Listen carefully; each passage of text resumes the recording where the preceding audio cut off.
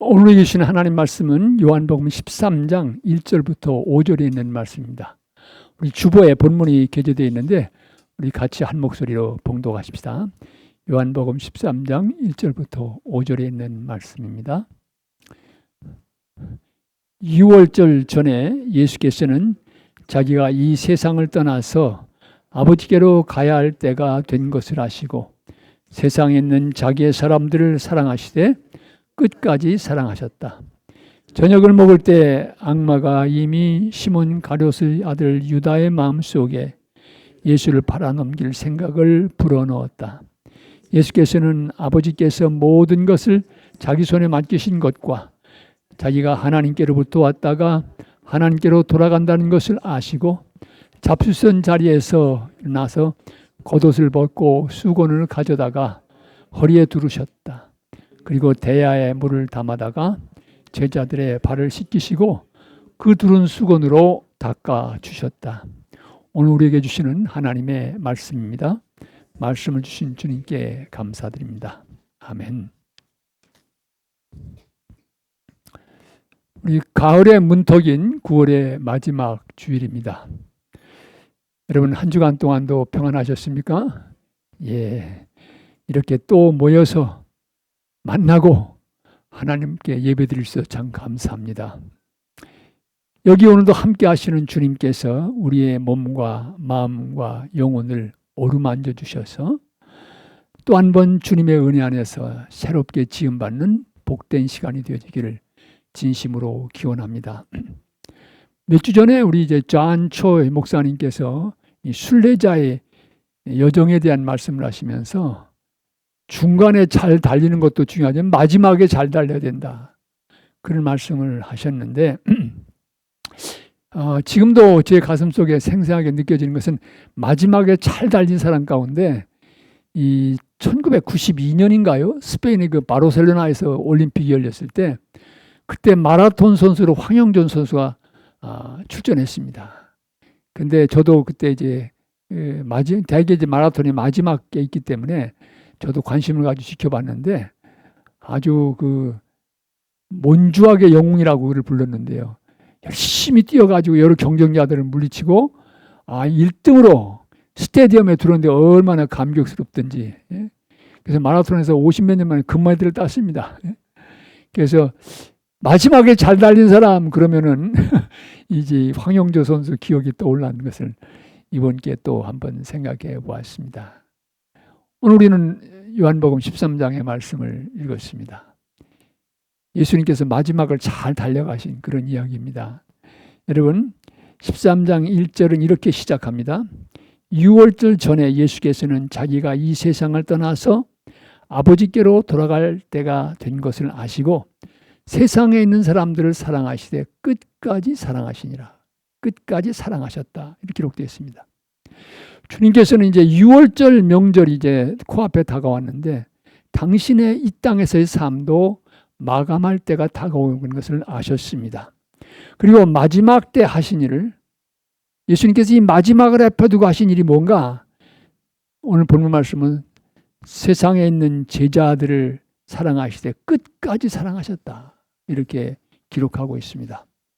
이 성경을 연구하는 사람들이 끝까지란 말을 두 가지로 대개 이해합니다. 첫째는 마지막 순간까지, to the last minute, last moment, 마지막 다 할 때까지, 그때까지 주님은 사랑하셨다.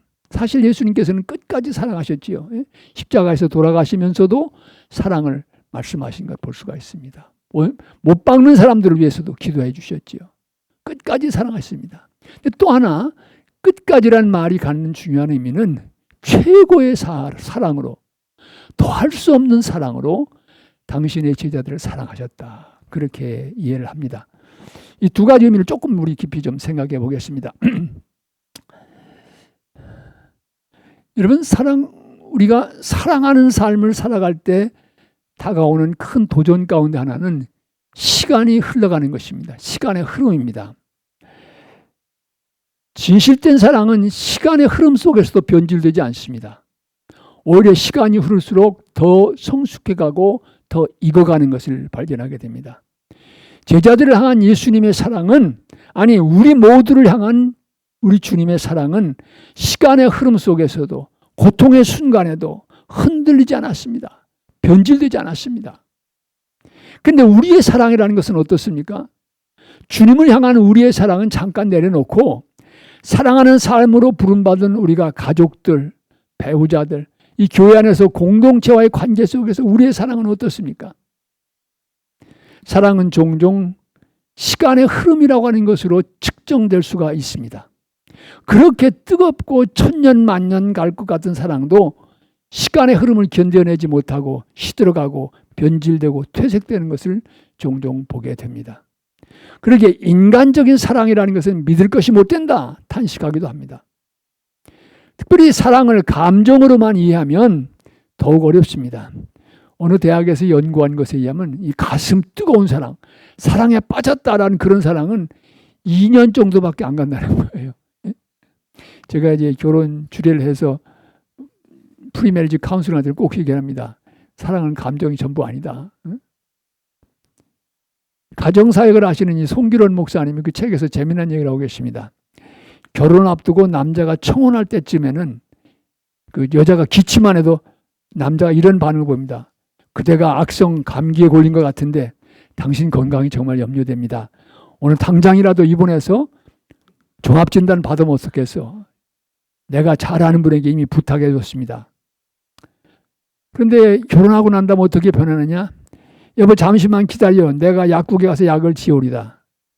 그 정도만 해도 괜찮아요. 그런데 또 여기서 더 세월이 흘러서 그 한 해쯤 지난 후에는 아니 아스피린이라도 하나 사 먹지 않고 뭐 하고 있는 거요? 이렇게 반응이 나오는 거죠. 더 세월이 흘러가고 아기를 낳게 된 다음에는 아니 이러다가 아이한테 감기 오를 텐데 뭐 하는 거요? 조금 더 거기서 세월이 흘러가면 여보 분별이 좀 있어야지. 애들한테 밥 먹이고 설거지하고 정리라도 하네. 좀 누워있으면 어떨까? 도와줄 생각은 안 하고 그런 거예요. 여러분 그 다음에는 어떤 말이 나올 것 같습니까? 예? 아니 무슨 여자가 이렇게 약골이야. 온유월 감기는 개도 안 걸린다고 하는데 내 팔자도 말이 아니다. 이렇게 변해돼 갈 수 있다는 거지요. 사랑의 교회를 섬겼던 오카네 목사님도 설교에서 그런 말씀을 하신 적이 있어요. 부부라고 하는 것은 10대에는 서로가 꿈속에서 그리며 살고 20대에는 서로가 신이 나서 살고 30대가 되면 환멸을 씹으면서 살고 40대가 되면 체념해서 살고 50대가 되면 서로가 가엾어서 살고 60대가 되면 서로가 없어서는 안 되니까 살고 70대에는 서로가 고마워서 산다 이런 얘기입니다. 여러분 우리 교회는 연세 드신 분들이 많으셔서 산전수전 다 겪으신 어르신들이니까 다 고마워서 살 줄 제가 믿고 싶습니다. 끝까지라고 하는 것, 끝까지의 그 사랑은 시간의 흐름 속에서도 변질되지 않는 사랑, 마지막까지 흔들리지 않는 사랑을 뜻합니다. 세월이 지날수록 성숙해지고 무르익어가는 사랑입니다. 부부와의 관계만이 아닙니다. 사람과 사람과의 관계 속에서 특별히 교회라고 하는 믿음의 공동체 안에서 이 변함이 없는 끈질긴 사랑이 우리 모두에게 필요합니다. 기분에 따라 좌우되는 사랑이 아닙니다. 어떤 여건 속에서도 흔들리지 않는 사랑입니다. 예수님의 제자된 우리는 바로 이 끝까지의 사랑으로 부름받았습니다. 이어서 주님께서 끝까지 제자들을 사랑하셨다는 말 속에는 제자들을 최고의 사랑으로 더할 수 없는 사랑으로 사랑하셨다고 하는 말씀입니다. 사랑에 대한 오해 가운데 하나는 사랑을 감정의 차원에서만 이해하는 것입니다. 그래서 부부 사이도 뜨거웠을 때는 괜찮았는데 그 불길이 좀 사그라들면 나는 이제 더 이상 당신을 사랑하지 않으니까 같이 살 필요가 없다. 이런 얘기를 하는 사람들 종종 보게 됩니다. 사랑의 관계에서 감정은 참 중요합니다. 그러나 감정이 전부는 아닙니다. 성숙한 사랑은 전인격적인 사랑이기 때문에 감정도 있지만 거기에 의지도 있고 생각도 포함되는 걸 볼 수 있습니다. The road less traveled, 이제 사람들 적게 찾아가는 길, 이런 책을 쓴 스캇 팩이라고 하는 사람이 있는데, 이 사람은 감정은 오히려 진정한 사랑이 아니다 이렇게 얘기합니다. 왜냐하면 감정에는 상대방을 향한 배려나 책임보다는 자신의 욕구를 만족시키는 것이 앞서기 때문이다. 진정한 사랑은 자신보다는 상대방의 성장에 관심을 갖는 책임 있는 배려라. 그는 그렇게 강조하고 있습니다. 예수님께서 보여주신 끝까지의 사랑은 감정의 차원 이상의 것입니다. 전인격적인 사랑입니다. 이성과 의지, 감정 모두가 포함되는 사랑입니다. 감정에만 머무는 얄팍한 사랑이 아니었습니다. 예수님의 기분에 따라 좌우되는 사랑이 아니었다는 말씀입니다. 그 사랑은 참으로 주님께서 우리에게 베풀으신 끝까지의 사랑은 참으로 깊이 있는 사랑이었습니다. 이 깊은 사랑은 바리새파 사람들의 비난 앞에서 흔들리지 않았습니다.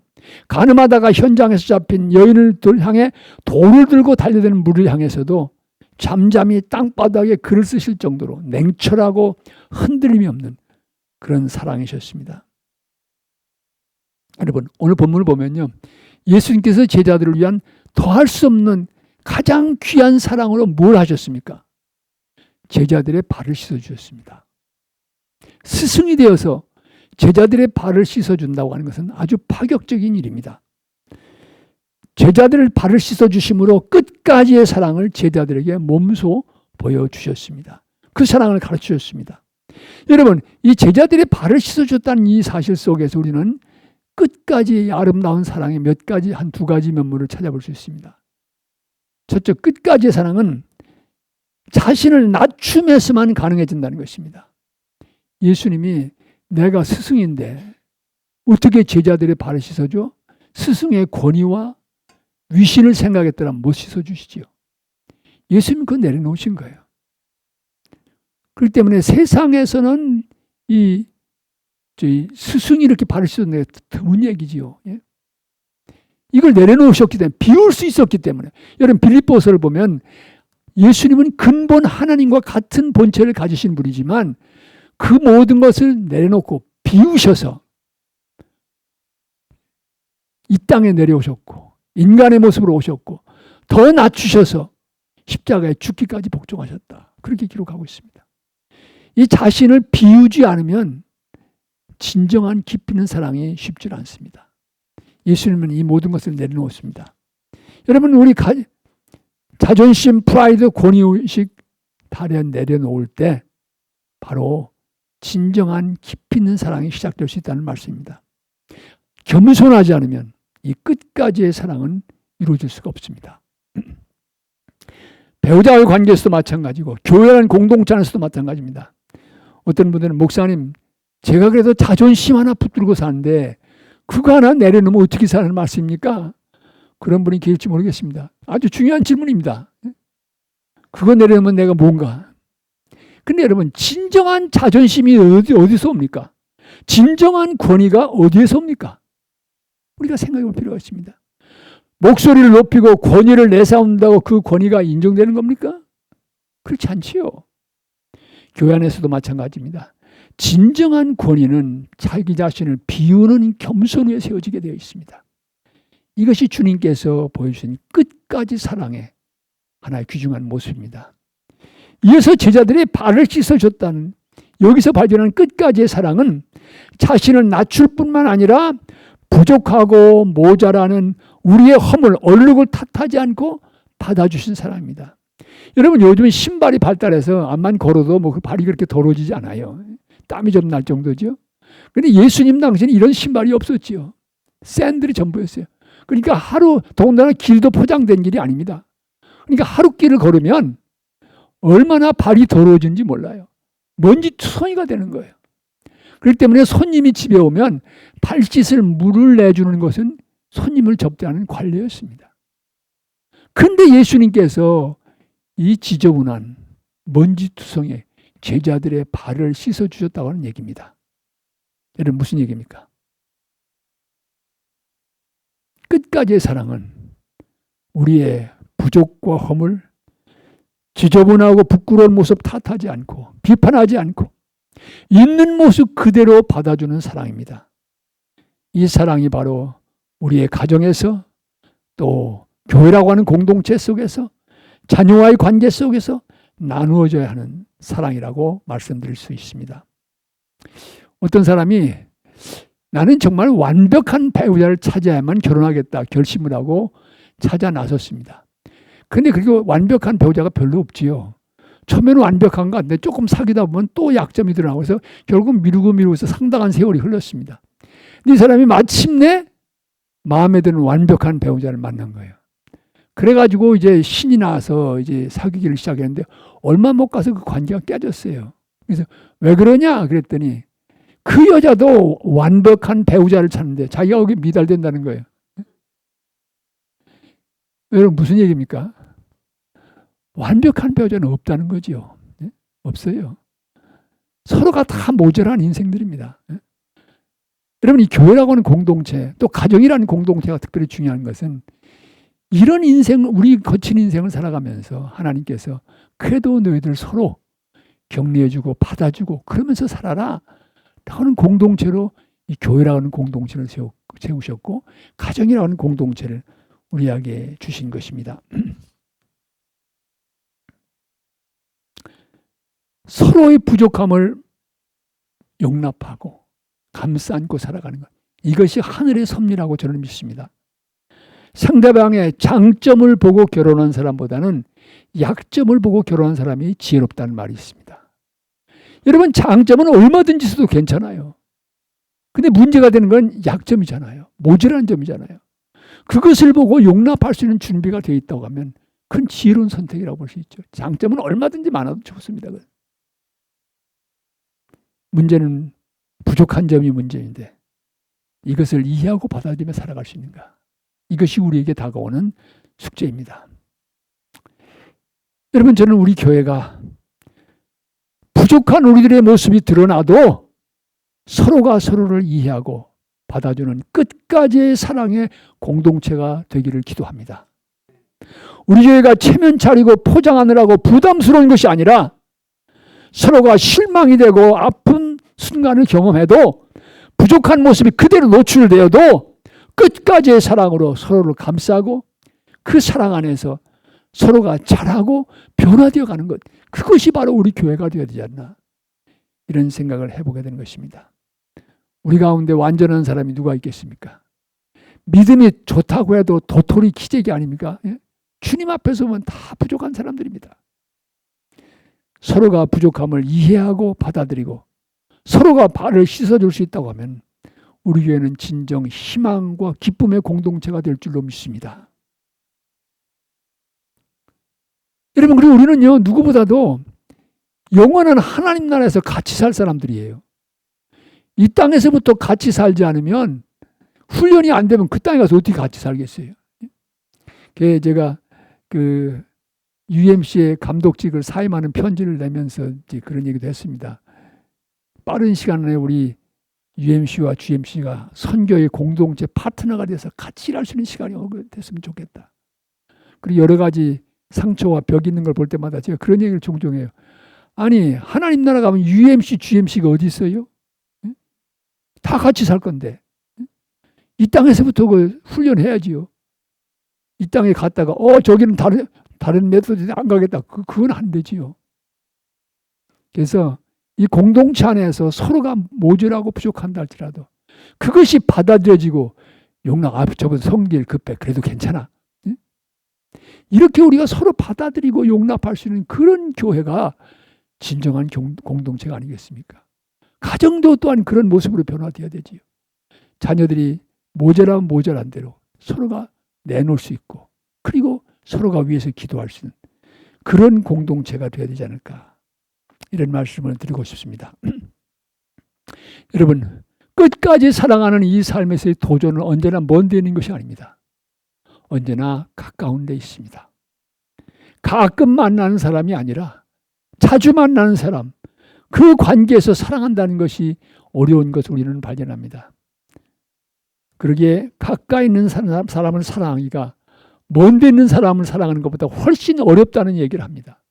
여러분 생각해 보세요. 선교지에 있는 선교사 사랑하는 것하고 집에서 365일 매일 얼굴 보는 배우자라든지 자녀들하고 누구를 사랑하는 게 어렵겠습니까? 진정한 사랑은 사실은 가까이서 이루어지는 거죠. 그래서 어떤 때는 이 가까이 있는 사람은 사랑의 사각지대가 될 수 있다는 생각을 합니다. 잊혀지는 거예요. 사랑의 대상에 포함이 안 되는 거예요. 그러나 진정한 사랑은 가까이서부터 시작되는 것이죠. 여기에서부터 지금부터 이 사랑이 필요합니다. 여러분 목사인 저희들의 삶 속에도 이런 도전들은 많이 나타납니다.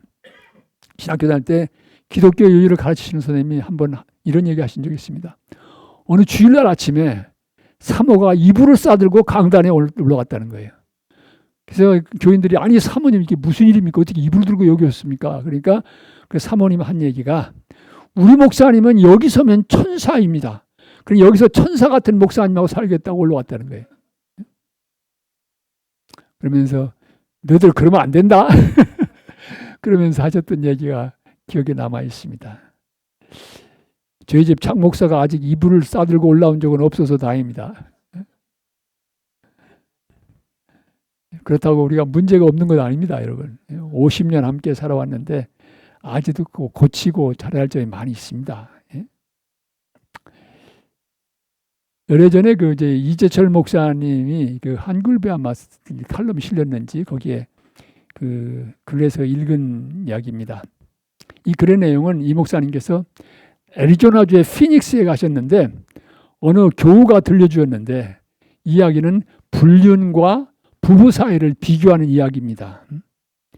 식당에 간 남자와 여자가 비싼 음식을 주문하면 대개 불륜이고 싼 음식을 주문하면 대개는 부부라는 것입니다. 식사하는 동안 서로 마주보고 내내 얘기하면 대개 불륜이고 서로 아무 말도 안 하고 고개 숙인 채 밥만 먹으면 대개 부부입니다. 식사를 마친 뒤에 남자가 돈을 내면 대개 불륜이고 여자가 돈을 내면 부부라는 것입니다. 식사를 마친 다음에 멋진 드라이브 코스로 가면 그거는 불륜이고 곧장 집으로 가면 대개 부부입니다. 자동차 안에서 웃어가면서 끝없이 대화를 나누면 대개는 불륜이고 그저 무표정하게 차창 밖으로 바라보고 있다가 목적지에 내려면 부부라고 하는 것입니다. 사랑하는 성도 여러분, 우리 부부관계가 이렇게 축 처져서야 되겠습니까? 이렇게 김이 빠져서야 안 되지 않아요? 정말 사랑이 아름다운 모습이 우리의 가정 속에서 혹은 우리 교회라는 공동체 안에서 이루어져야 되지 않겠습니까? 사랑을 배우는 여정에는 끝이 없습니다. 끝까지의 사랑을 우리는 끝까지 배워나가야 됩니다. 성령의 도우심을 받아서 배우자와의 관계뿐만 아니라 자녀들, 손자, 손녀들, 교회 안에서 성도와의 관계에서 우리는 주님께서 보여주신 끝까지의 사랑을 배워나가야 합니다.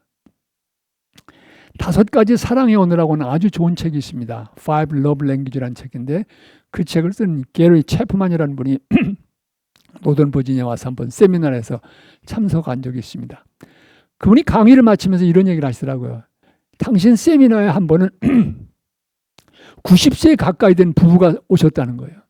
그러니까 많은 젊은 사람들이 아니 저 어르신들은 일생을 살아서 서로 다 잘할 때는 뭘 배우겠다고 여기까지 오셨나 이런 얘기도 했다는 건데 그 90세 가까이 된 부부가 세미나에 참석한 다음에 게리 체프만 박사에게 이런 얘기를 했다는 거예요.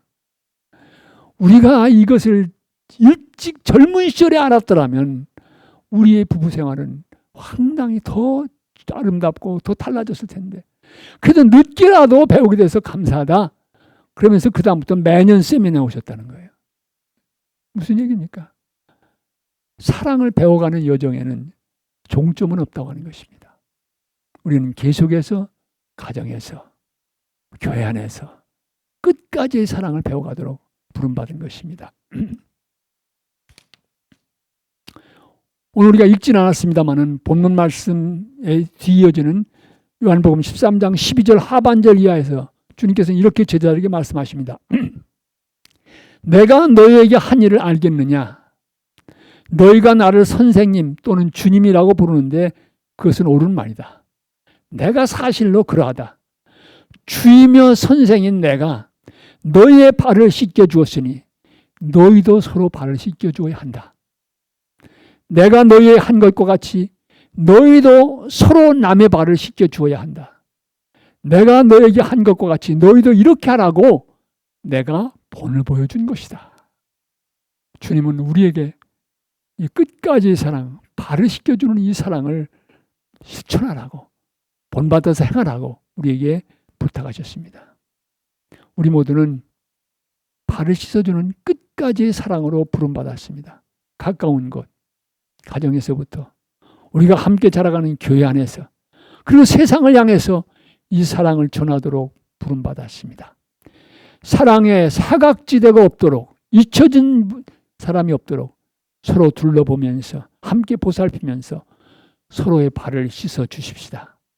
자신을 겸손히 비우고 사랑하는 배우자와 가족들, 그리고 교회 안에서 형제 자매의 아픔과 상처들을 그대로 얼싸안고 감싸고 씻어주는 끝까지 사랑을 배우며 실천해 가십시다.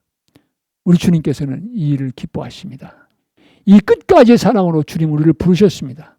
우리의 가정, 또 우리 교회는 서로가 발을 씻어주는 발전소가 되어지기를 원합니다.